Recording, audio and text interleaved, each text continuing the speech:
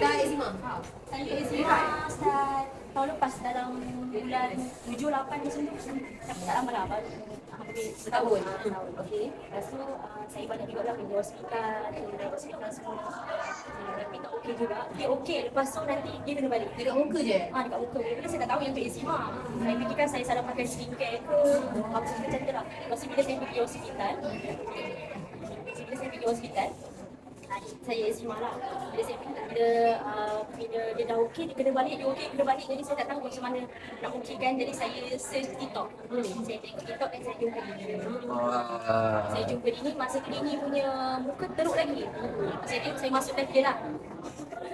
Muka dia ni teruk lagi, tapi saya masuk live dia, saya rasa macam okey lah, bersyukurlah. Saya ni tak seteruk ini kan, macam tu kan. Tapi makin lama saya tengok ini punya kulit makin okey. Jadi saya try tanya ini apa yang dia makan, dan dia pun bagi saya vitamin. Jadi saya pun try. Saya try makan Shirito, X-Bio dengan Spirulina. Baru sekarang ni saya try Deepon.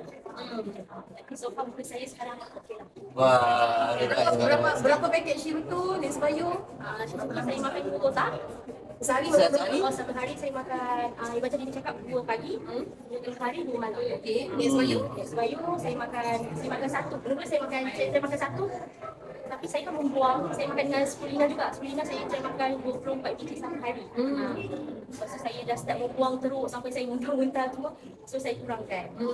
So sekarang ni yang saya tengah makan lagi Spirulina dengan Lipgloss. Okey. Berapa lama application ambil?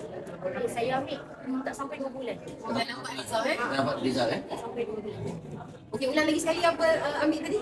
Saya makan X-Bio, Shirito, Spirulina dengan Lipgloss. Makan biut kan? Sekarang saya makan biut. Wah. Also Farah, saya dengar kan, ya bukan itu saja you ikut Dini tau. Sekarang you pun dah jadi full time kat BE kan?